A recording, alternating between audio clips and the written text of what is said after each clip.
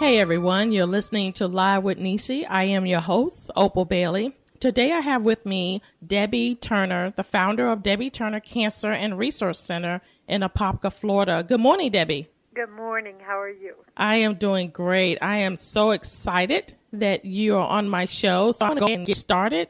So can you tell our listeners about yourself? Well, I am a 17-year cancer survivor of brain cancer, only in readmission for 5 years, which I can actually say I'm cancer-free now. After a 17-year battle of 5 surgeries, 6 bouts of chemo, and 5 bouts of radiation. And I'm only 1 of 3% in the state of Florida who has lived through brain cancer. Wow, that's amazing. Just that alone is enough for us to just stop right now. Can you tell me how did you deal with finding out when the doctors told you what was going on? Well, back then, I can actually say there wasn't a lot of knowledge because I was young, and there wasn't a lot of resources. So when they told me I had cancer, I was thinking, oh my gosh, what's going to happen? I had a daughter at home at that time, and the hard part was I thought cancer grew in older people, and then you died. I had no knowledge of what the disease was or anything like that. So it was pretty devastating. When the doctor told me, it was already in 4th stage, so there was a chance that I had to be in surgery within 48 hours or I would have passed away. And I went in surgery 24 hours after my diagnosis. Wow. Yeah. So what did you encounter? What was it like? Well, it was, first of all, scary because you're going into the unknown. But then the fear of what is really going to happen to your life. I never thought about having a living will. I never thought about a funeral. I never thought where my daughter would be if she didn't have a mom. So there's a lot of things that all of a sudden the stress builds up in your life, which I think at the time of any type of disease that you're diagnosed with, the stress adds to the tension of the family and, the disease itself. So, yeah. Well, some would think like, wow, you were dealt with a bad hand, but how did you live through the knowledge of that? What was your typical day of dealing with? In the beginning, it was horrible, and I will tell you that's why we have the Cancer Center, because I've lived it. So when someone walks into our Cancer Center here, I actually know what they're feeling, that it's normal to be like this and depressed, and that you just don't know. I went through a lot of emotions throughout the years. I lost my house. I had to declare bankruptcy. I was homeless in a hotel when I was very, very sick. But you keep moving forward. I mean, you keep on thinking, if I can just make it through one more day, I might get better. So, because there's never a true hope that you're going to get better, but there's always that hope that if I can just push forward one more day, if I can just make one more treatment, it'll be okay.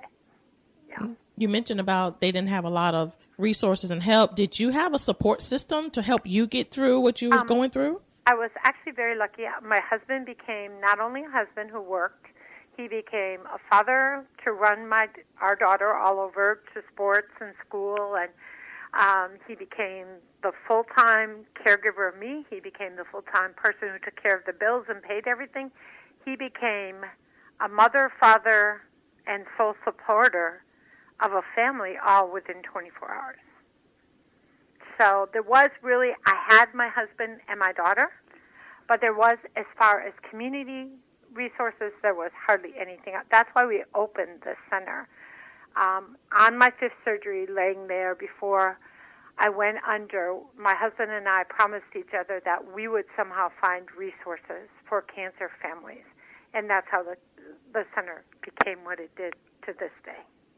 So can you tell more about your center, what services you offer? And we're a nonprofit 501(c), which is a fully licensed and accredited cancer center and resource center. We take care of not only the cancer survivor, we take care of the whole family, and we take care of any type of cancer. So we're not limited to child cancer or breast cancer. We take care of whatever walks through our front door. We have a full salon with wigs, makeup, hygiene, hats, scarves.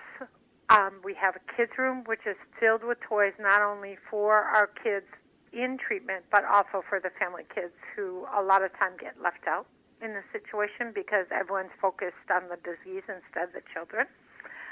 We have a computer lab, which I put anywhere from 65 to 70 middle school and high school kids through per day or every other day from the local area because their mom and dad are in treatment and their computer internet's turned off, so they have nowhere to do homework because every school now in 5 counties is on the internet.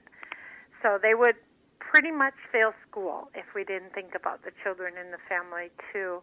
We do transportation, we do food baskets, we do some medications, we do free mammograms in October. We, as of the end, on Monday, we will have given away 795 free mammograms to a total of raising $65,000 in 3 years. So that's a great record and a thing. We are completely run by volunteers with no salary, including my executive board from the community. So. Wow, so you're really giving back from what you... everything back. Yeah, everything we can, we give back. So do the people that you're, the people that you're helping and supporting, do they live there? No. They come into the center. Most of them live in their own homes. Some we've had to get hotel rooms or rented houses because they've lost their house. But no, they don't live here. This is just an actual center where they come in. We have support groups and things like that, too. You mentioned about your education center. Is that also, do you teach GED or just for them to just come on and learn? Really, whatever they need. We've had 3 kids go with their GED and continue on finishing school because they actually dropped out when Mom was diagnosed with cancer to help the family out.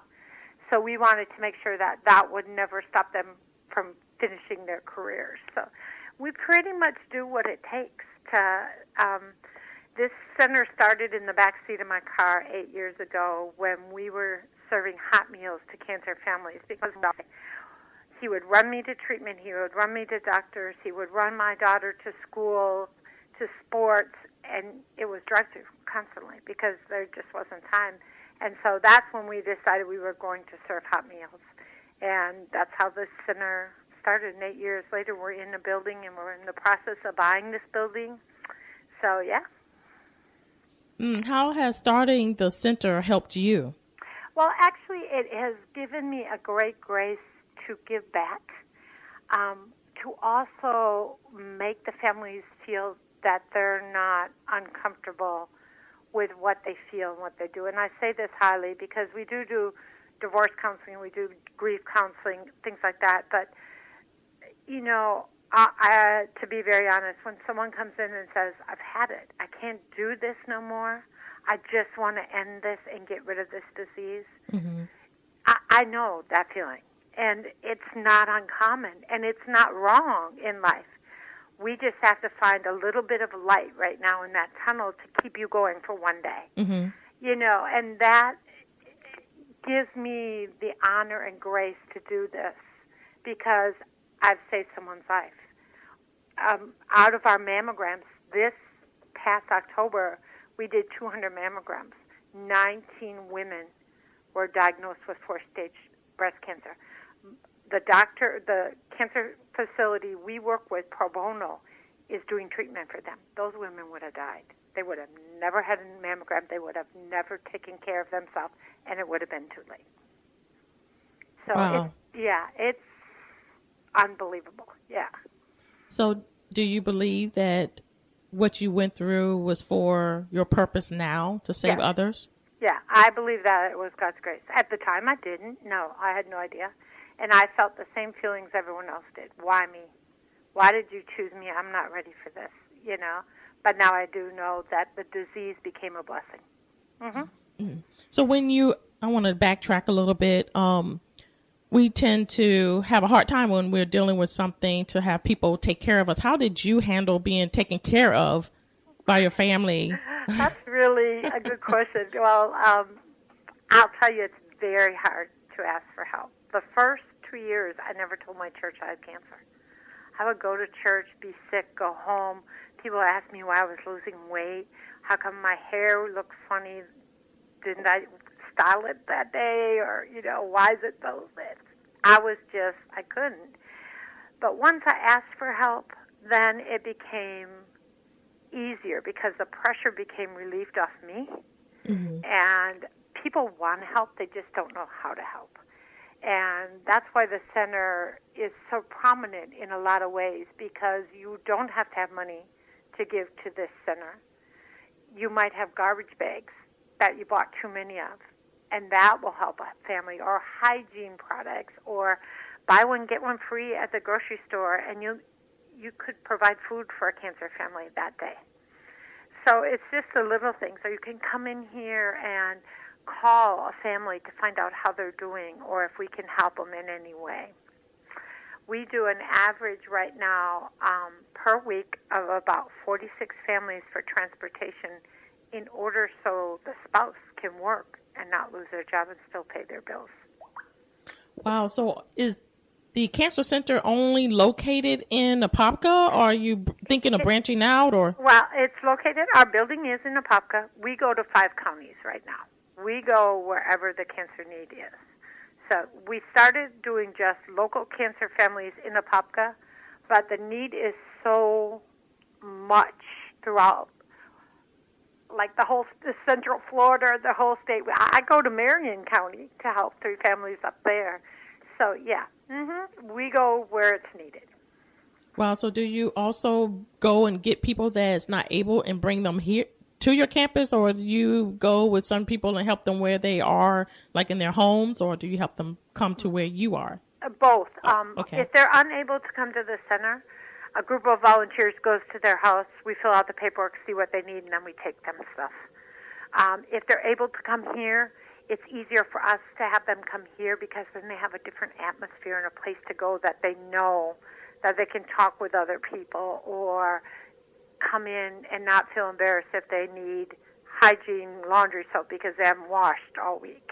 So it kind of depends upon the family and where they are at the time. What do you think some of the greatest challenges people with cancer face? Financial. I just, the other day, I had a lady come in here. She's diagnosed with a liquid chemo, brand new medicine. She has to take it for 6 months, 5 days a week. Each pill is $5,000. That's more than her mortgage would ever add up. And so now she's put in this position to keep her house or keep her life. Financial is a big thing. People have to make choices then. Do I buy groceries or do I take treatment? Do I sell my car and TV? Do I stay alive? It becomes a battle. Yeah, and especially if you're in and out of the hospital, all the time, or you max out your insurance, or, it's just the financial end of it. And it doesn't just affect that person, it affects the whole family.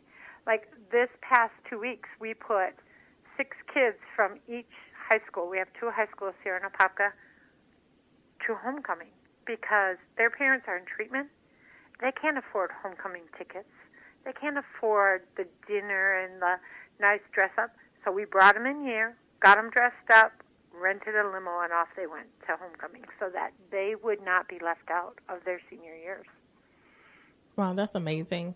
You're doing such an awesome thing. I'm just so blown away of what God is doing in your life. I don't think it's all me. I 100% believe it's the Lord, but I also believe the Lord has sent me a great group of volunteers that their heart is in it just as much as mine. I get it. It's a team effort. It is a team effort. Yeah, we all, and you're just showing me, and I'm sure the listeners too, that it takes a village. It's not